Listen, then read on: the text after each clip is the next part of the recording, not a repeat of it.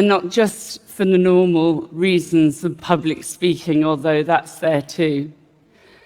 But it's also because I want to say something meaningful, and I've been overwhelmed by the enormity of what is happening right now. And there's a particular set of circumstances which have also been feeding into my confusion and denial. And that is because the last time that I stood on this stage, it led to a 3-year legal battle, culminated in London's High Court, in which it felt like I was on trial for my life, because I was. My career, my reputation, my finances, even my home was on the line. All because I came here to warn you that I didn't think democracy was going to survive the technology that you're building, however incredible it is. In fact, I was the person who almost didn't survive, and pretty much everything that I was warning about is now coming true. I can't sugarcoat it. It's a bit of a head fuck. I have a lot of emotions about coming here, and Ted also, I suspect, is feeling them too. But what actually I finally realized yesterday is that the denial and the confusion that I've been feeling is maybe what you're feeling too. I felt powerless for a really long time. So if that's what you're feeling, I get it. But we have to act now. My alarm system is ringing again. There are things that we can do. In my case, I survived, and you will too, but it's by learning how to fight back. This is my guide, and it has to start with naming it. It's a coup. I know you probably don't want to hear that, and especially here, but we can't fight it if we can't see it, and we can't see it if we don't name it.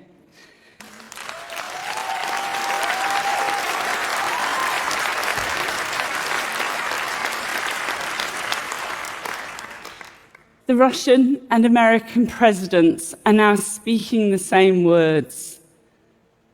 They are telling the same lies. We are watching the collapse of the international order in real time, and this is just the start. Coups are like concrete. When they stop moving, they set. It is already later than we think. This image, some of you in this room might know these people. I call it tech bros in hostage situations. It's a message to you.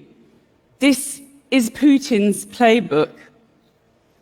He allows a business elite to make untold riches in exchange for absolute loyalty.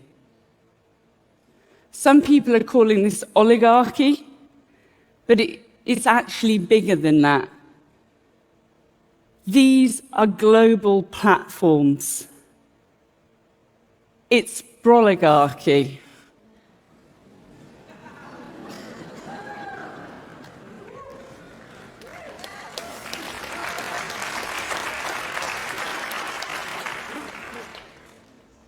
There is an alignment of interests that runs through Silicon Valley to what is now a coming autocracy. It's a type of power that the world has never seen before. It's always the data. It's the crack cocaine of Silicon Valley. You know, the first thing that Elon Musk did was to send his cyber troops into the US Treasury to get access to the data. That is not a coincidence, it's a hack. That data is now feeding AIs that are choosing who to sack and who to replace. Sorry, eliminate fraud and waste. When we broke the Cambridge Analytica story about the harvesting 87 million people's Facebook data, people freaked out, rightly. This is chicken feed compared to that.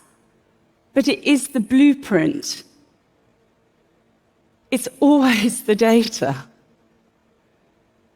Which is why it's so important that you start thinking about your private life. The oligarchy doesn't want you to have one. This is the old headquarters of the East German secret police. They kept detailed files on almost 1 in 3 of their citizens. That is nothing compared to what Google has on every single one of us and hundreds of other companies. The entire business model of Silicon Valley is surveillance. It harvests our data in order to sell us stuff.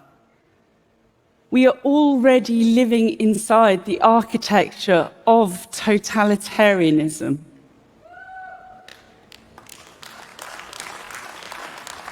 It may not have been deliberate, but we now have to start acting as if we live in East Germany and Instagram is the Stasi. Politics is downstream from culture.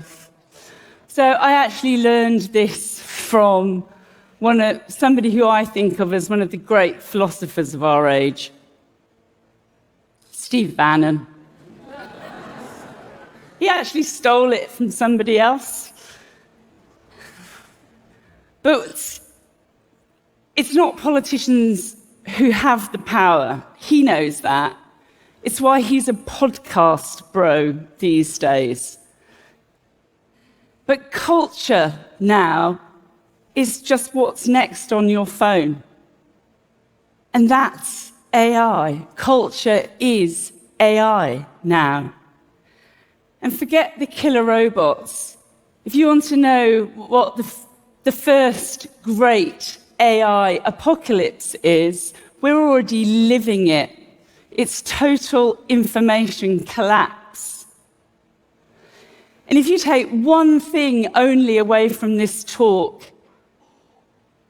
it's politics is technology now.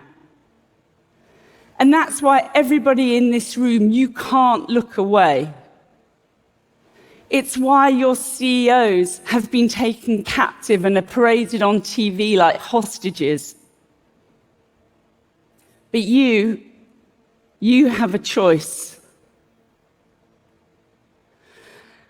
So Trump, he calls the press the enemies of the people, and he probably doesn't even know that he's quoting Stalin. So what happened to me is a playbook, and it's now coming for all sorts of other people. It was actually a friend of this guy who came after me. It's Nigel Farage. It's a Brexit funder. I'm not going to go super into the details. But 19 press freedom organizations called the lawsuit against me a slap. That means it's a strategic litigation against public participation. A really long-winded way of saying it's using law as a weapon to shut people up, not just journalists, but other public people too. And it works.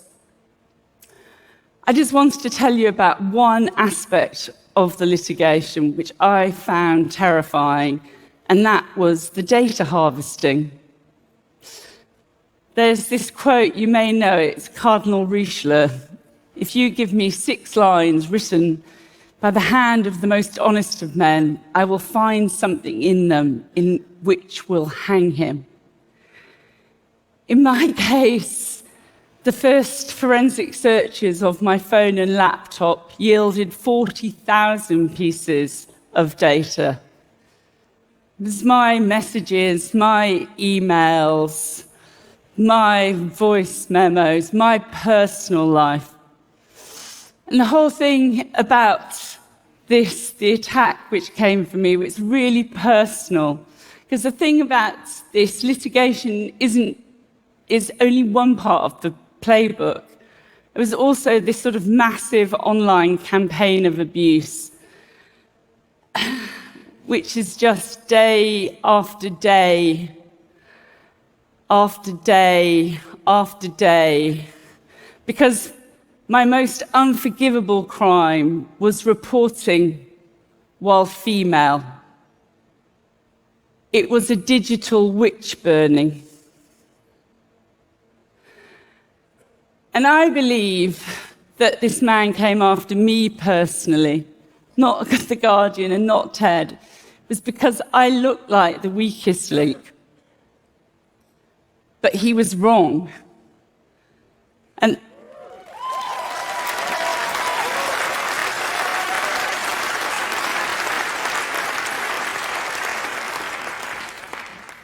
"30,000 people rose up to support me.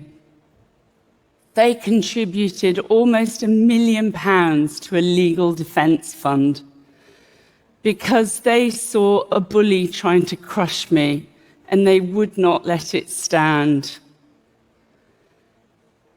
And it always makes me emotional when I think about that. I just heard somebody was saying the camera person, I don't know where they are, contributed. This whole talk is actually my gratitude towards everybody who did that. But it's also why I know about what we have to do next. You know, Trump is suing news organizations, and every day they're settling. These are big corporates with corporate interests. Not everybody can stand up to power, but there are people who are doing it, and we can support them. We have to have each other's backs right now, because we are the cavalry now. You know, this is really important to me, but I spoke to a UK libel lawyer before this talk. I want to say that there is an awful lot of facts set down in a High Court judgment, and we're actually taking the case now to the European Court of Human Rights. We're testing the UK on its laws around freedom of expression. So look after facts. You'll miss them when they've gone. This is Wayback Machine. Give them money. They're trying to preserve the internet as it's being deleted day by day.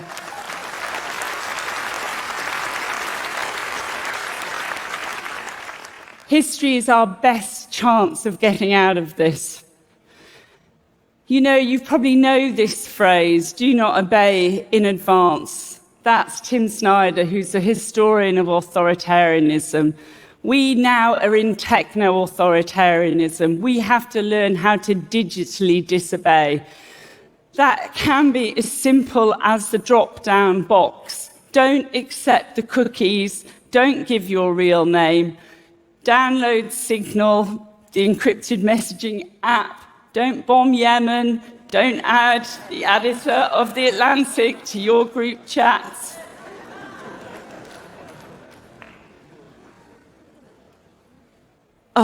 Don't experiment on children.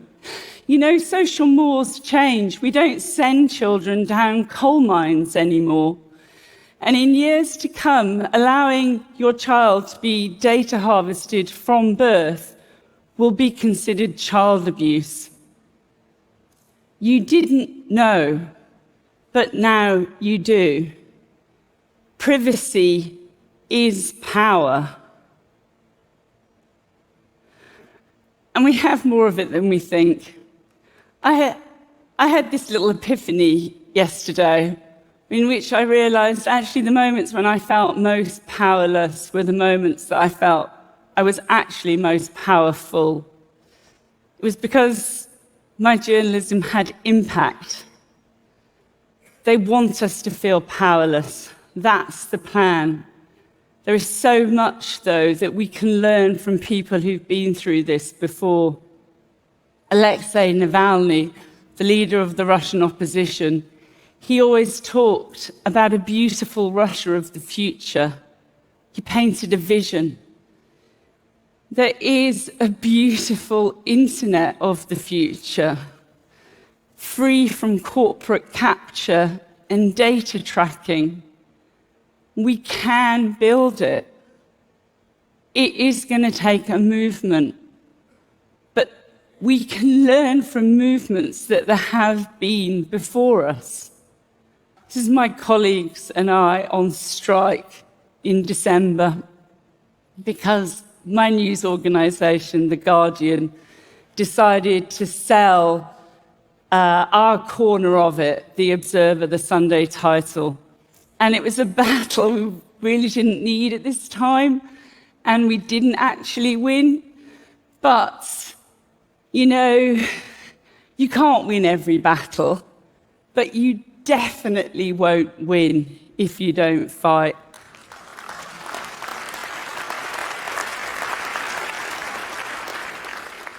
So I want to leave you with this. This is ChatGPT writing a TED Talk in the style of Carole Cadwalladr. And it is creepily plausible. But what it doesn't know, because AI is actually as dumb as a rock, is that I am going to turn to Sam Altman, who is coming here, a TED speaker, and say that this does not belong to you. ChatGPT has been trained on my IP, my labour, my personal data.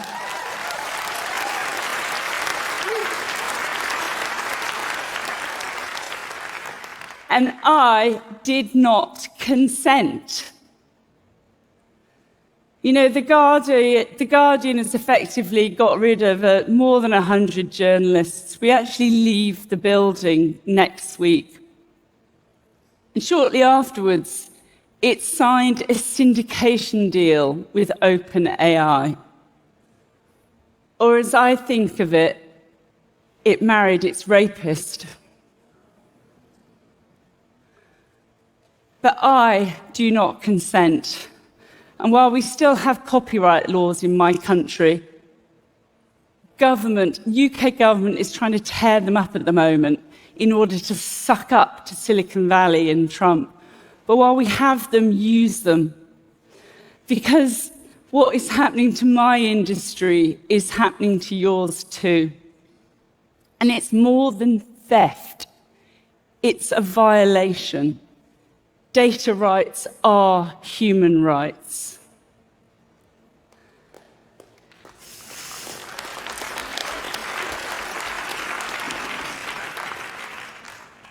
In 2019, I came here and I called out the gods of Silicon Valley. I was wrong.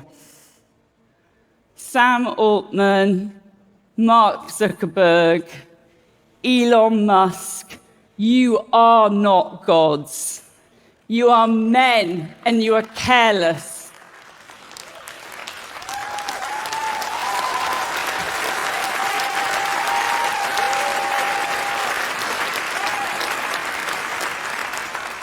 You think that by allying yourself with an autocrat, you will be protected. That's not how history works. It's not even how oligarchy works. This is Mikhail Khodorkovsky. He was an oligarch until he was sent to Siberia to prison for 10 years after Putin tired of him. You are sucking up to a tyrant who is trying to destroy the laws who made your businesses possible. You're collaborators. You're complicit in a regime of fear and cruelty. But the rest of us, we all here, we have a choice. I chose to come back to TED because I'm reclaiming my story, my words.